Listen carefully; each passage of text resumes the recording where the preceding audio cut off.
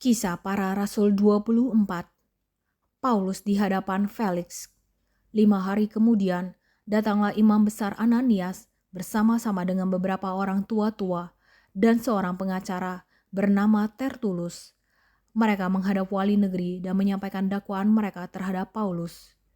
Paulus dipanggil menghadap dan Tertulus mulai mendakwa dia, katanya, "Felix yang mulia, oleh usahamu kami terus-menerus menikmati kesejahteraan, dan oleh kebijaksanaanmu banyak sekali perbaikan yang telah terlaksana untuk bangsa kami.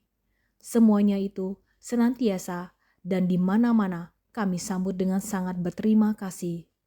Akan tetapi, supaya jangan terlalu banyak menghabiskan waktumu, aku minta supaya engkau mendengarkan kami sebentar dengan kemurahan hatimu yang terkenal itu. Telah nyata kepada kami bahwa orang ini adalah penyakit sampar, seorang yang menimbulkan kekacauan di antara semua orang Yahudi di seluruh dunia yang beradab, dan bahwa ia adalah seorang tokoh dari sekte orang Nasrani. Malahan ia mencoba melanggar kekudusan bait Allah. Oleh karena itu, kami menangkap dia dan hendak menghakiminya menurut hukum Taurat kami. Tetapi kepala pasukan Lisias datang mencegahnya dan merebut dia dengan kekerasan dari tangan kami. Lalu menyuruh para pendakwa datang menghadap engkau. Jika engkau sendiri memeriksa dia, dapatlah engkau mengetahui segala sesuatu yang kami tuduhkan kepadanya." Dan juga orang-orang Yahudi menyokong dakwaan itu dengan mengatakan bahwa perkara itu sungguh demikian. Lalu wali negeri itu memberi isyarat kepada Paulus bahwa ia boleh berbicara. Maka berkatalah Paulus, "Aku tahu bahwa sudah bertahun-tahun lamanya engkau menjadi hakim atas bangsa ini. Karena itu tanpa ragu-ragu aku membela perkaraku ini di hadapanmu. Engkau dapat memastikan bahwa tidak lebih dari 12 hari yang lalu aku datang ke Yerusalem untuk beribadah. Dan tidak pernah orang mendapati aku sedang bertengkar dengan seseorang atau mengadakan huru-hara, baik di dalam bait Allah maupun di dalam rumah ibadat atau di tempat lain di kota. Dan mereka tidak dapat membuktikan kepadamu apa yang sekarang dituduhkan mereka kepada diriku. Tetapi aku mengakui kepadamu bahwa aku berbakti kepada Allah nenek moyang kami dengan menganut jalan Tuhan, yaitu jalan yang mereka sebut sekte. Aku percaya kepada segala sesuatu yang ada tertulis dalam hukum Taurat dan dalam kitab nabi-nabi. Aku menaruh pengharapan kepada Allah, sama seperti mereka juga, bahwa akan ada kebangkitan semua orang mati, baik orang-orang yang benar maupun orang-orang yang tidak benar. Sebab itu, aku senantiasa berusaha untuk hidup dengan hati nurani yang murni di hadapan Allah dan manusia. Dan setelah beberapa tahun lamanya, aku datang kembali ke Yerusalem untuk membawa pemberian bagi bangsaku dan untuk mempersembahkan persembahan-persembahan. Sementara aku melakukan semuanya itu, beberapa orang Yahudi dari Asia mendapati aku di dalam bait Allah. Sesudah aku selesai mentahirkan diriku tanpa orang banyak dan tanpa keributan. Merekalah yang sebenarnya harus menghadap engkau di sini dan mengajukan dakwaan mereka jika mereka mempunyai sesuatu terhadap aku. Namun, biarlah orang-orang yang hadir di sini sekarang menyatakan kejahatan apakah yang mereka dapati ketika aku dihadapkan di mahkamah agama. Atau mungkinkah karena satu-satunya perkataan yang aku serukan ketika aku berdiri di tengah-tengah mereka, yakni karena hal kebangkitan orang-orang mati, aku hari ini dihadapkan kepada kamu. Tetapi Felix yang tahu benar-benar akan jalan Tuhan menaguhkan perkara mereka, katanya, "Setibanya kepala pasukan Lisias di sini, aku akan mengambil keputusan dalam perkaramu." Lalu ia menyuruh perwira itu tetap menahan Paulus, tetapi dengan tahanan ringan, dan tidak boleh mencegah sahabat-sahabatnya melayani dia. Dan setelah beberapa hari datanglah Felix bersama-sama dengan istrinya, Drusilla, seorang Yahudi. Ia menyuruh memanggil Paulus, lalu mendengar daripadanya tentang kepercayaan kepada Yesus Kristus. Tetapi ketika Paulus berbicara tentang kebenaran, penguasaan diri, dan penghakiman yang akan datang, Felix menjadi takut dan berkata, Cukuplah dahulu dan pergilah sekarang. Apabila ada kesempatan baik, aku akan menyuruh memanggil engkau." Sementara itu ia berharap bahwa Paulus akan memberikan uang kepadanya. Karena itu, ia sering memanggilnya untuk bercakap-cakap dengan dia. Tetapi sesudah genap 2 tahun, Felix digantikan oleh Perkius Festus. Dan untuk mengambil hati orang Yahudi, ia membiarkan Paulus tetap dalam penjara. Kisah para Rasul 25. Paulus di hadapan Festus. Naik banding kepada Kaisar.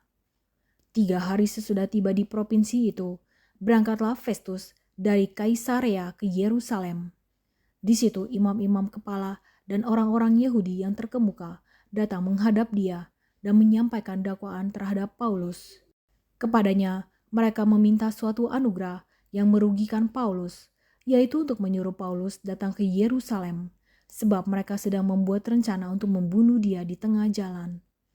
Tetapi Festus menjawab bahwa Paulus tetap ditahan di Kaisarea dan bahwa ia sendiri bermaksud untuk segera kembali ke sana.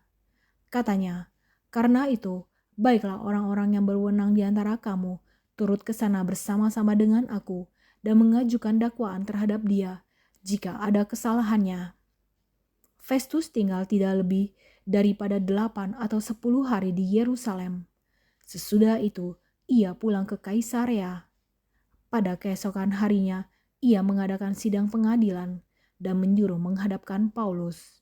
Sesudah Paulus tiba di situ, semua orang Yahudi yang datang dari Yerusalem berdiri mengelilinginya, dan mereka mengemukakan banyak tuduhan berat terhadap dia yang tidak dapat mereka buktikan. Sebaliknya Paulus membela diri, katanya, "Aku sedikit pun tidak bersalah, baik terhadap hukum Taurat orang Yahudi maupun terhadap bait Allah atau terhadap Kaisar." Tetapi Festus yang hendak mengambil hati orang Yahudi menjawab Paulus, katanya, "Apakah engkau bersedia pergi ke Yerusalem supaya engkau dihakimi di sana di hadapanku tentang perkara ini?" Tetapi kata Paulus, "Aku sekarang berdiri di sini di hadapan pengadilan Kaisar, dan disinilah aku harus dihakimi.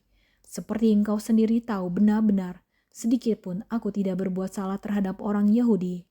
Jadi, jika aku benar-benar bersalah dan berbuat sesuatu kejahatan yang setimpal dengan hukuman mati, aku rela mati. Tetapi, jika apa yang mereka tuduhkan itu terhadap aku ternyata tidak benar, tidak ada seorang pun yang berhak menyerahkan aku sebagai suatu anugerah kepada mereka. Aku naik banding kepada Kaisar." Setelah berunding dengan anggota-anggota pengadilan, Festus menjawab, "Engkau telah naik banding kepada Kaisar, jadi engkau harus pergi menghadap Kaisar." Paulus di hadapan Agripa dan Bernike. Beberapa hari kemudian datanglah Raja Agripa dengan Bernike ke Kaisarea untuk mengadakan kunjungan kehormatan kepada Festus. Karena mereka beberapa hari lamanya tinggal di situ, Festus memaparkan perkara Paulus kepada raja itu. Katanya, "Di sini ada seorang tahanan yang ditinggalkan Felix pada waktu ia pergi. Ketika aku berada di Yerusalem, imam-imam kepala dan tua-tua orang Yahudi mengajukan dakwaan terhadap orang itu dan meminta supaya ia dihukum. Aku menjawab mereka bahwa bukanlah kebiasaan pada orang-orang Roma untuk menyerahkan seorang terdakwa sebagai suatu anugerah sebelum ia dihadapkan dengan orang-orang yang mendudukannya dan diberi kesempatan untuk membela diri terhadap tuduhan itu. Karena itu, mereka turut bersama-sama dengan aku kemari. Pada keesokan harinya, aku segera mengadakan sidang pengadilan dan menyuruh menghadapkan orang itu. Tetapi ketika para pendakwa berdiri di sekelilingnya, mereka tidak mengajukan suatu tuduhan pun tentang perbuatan jahat seperti yang telah aku duga. Tetapi mereka hanya berselisih paham dengan dia tentang soal-soal agama mereka dan tentang seorang bernama Yesus yang sudah mati, sedangkan Paulus katakan dengan pasti bahwa ia hidup. Karena aku ragu-ragu bagaimana aku harus memeriksa perkara-perkara seperti itu, aku menanyakan apakah ia mau pergi ke Yerusalem supaya perkaranya dihakimi di situ. Tetapi Paulus naik banding. Ia minta supaya ia tinggal dalam tahanan dan menunggu sampai perkaranya diputuskan oleh Kaisar. Karena itu, aku menyuruh menahan dia sampai aku dapat mengirim dia kepada Kaisar. Kata Agripa kepada Festus, "Aku ingin mendengar orang itu sendiri." Jawab Festus, "Besok engkau akan mendengar dia." Pada keesokan harinya, datanglah Agripa dan Bernike dengan segala kebesaran, dan sesudah mereka masuk ruang pengadilan bersama-sama dengan kepala-kepala pasukan dan orang-orang yang terkemuka dari kota itu, Festus memberi perintah supaya Paulus dihadapkan. Festus berkata, "Ya Raja Agripa, serta semua yang hadir di sini, bersama-sama dengan kami, lihatlah orang ini yang dituduh oleh semua orang Yahudi, baik yang di Yerusalem maupun yang di sini.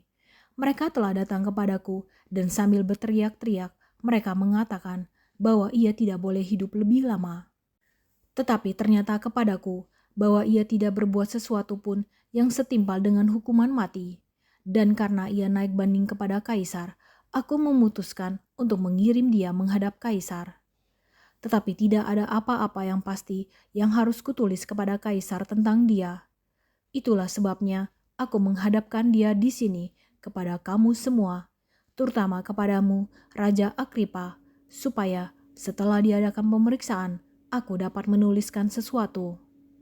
Sebab pada hematku, tidaklah wajar untuk mengirim seorang tahanan dengan tidak menyatakan tuduhan-tuduhan yang diajukan terhadap dia.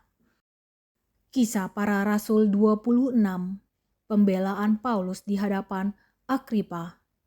Kata Agripa kepada Paulus, "Engkau diberi kesempatan untuk membela diri."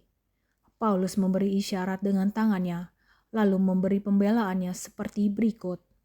"Ya Raja Agripa, aku merasa berbahagia karena pada hari ini aku diperkenankan untuk memberi pertanggungan jawab di hadapanmu terhadap segala tuduhan yang diajukan orang-orang Yahudi terhadap diriku. Terutama karena engkau tahu benar-benar adat istiadat dan persoalan orang Yahudi. Sebab itu, aku minta kepadamu supaya engkau mendengarkan aku dengan sabar. Semua orang Yahudi mengetahui jalan hidupku sejak masa mudaku. Sebab dari semula aku hidup di tengah-tengah bangsaku di Yerusalem. Sudah lama mereka mengenal aku, dan sekiranya mereka mau, mereka dapat memberi kesaksian bahwa aku telah hidup sebagai seorang Farisi menurut mazhab yang paling keras dalam agama kita. Dan sekarang aku harus menghadap pengadilan oleh sebab aku mengharapkan kegenapan janji yang diberikan Allah kepada nenek moyang kita dan yang dinantikan oleh kedua belas suku kita, sementara mereka siang malam melakukan ibadahnya dengan tekun. Dan karena pengharapan itulah, ya Raja Agripa, aku dituduh orang-orang Yahudi. Mengapa kamu menganggap mustahil bahwa Allah membangkitkan orang mati? Bagaimanapun juga, aku sendiri pernah menyangka bahwa aku harus keras bertindak menentang nama Yesus dari Nazaret. Hal itu kulakukan juga di Yerusalem. Aku bukan saja telah memasukkan banyak orang kudus ke dalam penjara setelah aku memperoleh kuasa dari imam-imam kepala, tetapi aku juga setuju jika mereka dihukum mati. Dalam rumah-rumah ibadat, aku sering menyiksa mereka dan memaksanya untuk menyangkal imannya, dan dalam amarah yang meluap-luap, aku mengejar mereka, bahkan sampai ke kota-kota asing. Paulus menceritakan pertobatan dan panggilannya. Dan dalam keadaan demikian, aku dengan kuasa penuh dan tugas dari imam-imam kepala sedang dalam perjalanan ke Damsyik. Tiba-tiba, ya Raja Agripa, pada tengah hari bolong, aku melihat di tengah jalan itu cahaya yang lebih terang daripada cahaya matahari, turun dari langit meliputi aku dan teman-teman seperjalananku. Kami semua rebah ke tanah, dan aku mendengar suatu suara yang mengatakan kepadaku dalam bahasa Ibrani, "Saulus, Saulus, mengapa engkau menganiaya aku? Sukar bagimu menendang ke galah rangsang." Tetapi aku menjawab, "Siapa engkau, Tuhan?" Kata Tuhan, "Akulah Yesus yang kau aniaya itu. Tetapi sekarang bangunlah dan berdirilah. Aku menampakkan diri kepadamu untuk menetapkan engkau menjadi pelayan dan saksi tentang segala sesuatu yang telah kau lihat daripadaku dan tentang apa yang akan kuperlihatkan kepadamu nanti." Aku akan mengasingkan engkau dari bangsa ini dan dari bangsa-bangsa lain, dan aku akan mengutus engkau kepada mereka untuk membuka mata mereka, supaya mereka berbalik dari kegelapan kepada terang, dan dari kuasa iblis kepada Allah, supaya mereka oleh iman mereka kepadaku memperoleh pengampunan dosa dan mendapat bagian dalam apa yang ditentukan untuk orang-orang yang dikuduskan. Sebab itu, ya Raja Agripa, kepada penglihatan yang dari sorga itu tidak pernah aku tidak taat. Tetapi mula-mula aku memberitakan kepada orang-orang Yahudi di Damsyik, di Yerusalem, dan di seluruh tanah Yudea, dan juga kepada bangsa-bangsa lain, bahwa mereka harus bertobat dan berbalik kepada Allah, serta melakukan pekerjaan-pekerjaan yang sesuai dengan pertobatan itu. Karena itulah orang-orang Yahudi menangkap aku di bait Allah dan mencoba membunuh aku. Tetapi oleh pertolongan Allah, aku dapat hidup sampai sekarang dan memberi kesaksian kepada orang-orang kecil dan orang-orang besar. Dan apa yang kuberitakan itu tidak lain daripada yang sebelumnya telah diberitahukan oleh para nabi dan juga oleh Musa, yaitu bahwa Mesias harus menderita sengsara dan bahwa ia adalah yang pertama yang akan bangkit dari antara orang mati, dan bahwa ia akan memberitakan terang kepada bangsa ini dan kepada bangsa-bangsa lain. Ajakan kepada Agripa untuk percaya. Sementara Paulus mengemukakan semuanya itu untuk mempertanggungjawabkan pekerjaannya, berkatalah Festus dengan suara keras, "Engkau gila, Paulus, ilmumu yang banyak itu membuat engkau gila." Tetapi Paulus menjawab, "Aku tidak gila, Festus yang mulia, aku mengatakan kebenaran dengan pikiran yang sehat. Raja juga tahu tentang segala perkara ini, sebab itu aku berani berbicara terus terang kepadanya. Aku yakin bahwa tidak ada sesuatu pun dari semuanya ini yang belum didengarnya, karena perkara ini tidak terjadi di tempat yang terpencil. Percayakah engkau, Raja Agripa, kepada para nabi? Aku tahu bahwa engkau percaya kepada mereka." Jawab Agripa, "Hampir-hampir saja kau yakinkan aku menjadi orang Kristen." Kata Paulus, "Aku mau berdoa kepada Allah supaya segera atau lama-kelamaan bukan hanya engkau saja, tetapi semua orang lain yang hadir di sini dan yang mendengarkan perkataanku menjadi sama seperti aku, kecuali belenggu-belenggu ini." Lalu bangkitlah raja dan wali negeri serta Bernike dan semua orang yang duduk bersama-sama mereka. Sementara mereka keluar, mereka berkata seorang kepada yang lain, "Orang itu tidak melakukan sesuatu yang setimpal dengan hukuman mati atau hukuman penjara." Kata Agripa kepada Festus, "Orang itu sebenarnya sudah dapat dibebaskan sekiranya ia tidak naik banding kepada Kaisar."